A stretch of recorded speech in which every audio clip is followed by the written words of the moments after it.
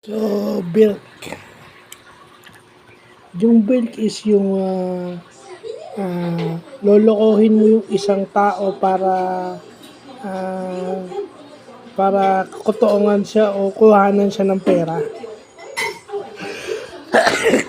Kumbaga, yun yung ano mo ng swindling.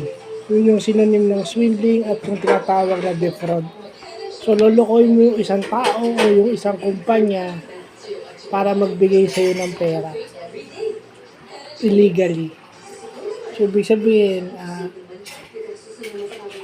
usually sa negosyo, mag-invest ka sa ganito.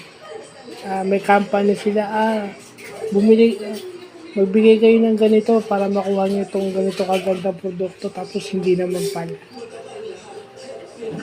So, syempre, yung perang ibinabayad nila, ang objective mo is makuha yung pera na yun. Pero ang purpose mo is manloko.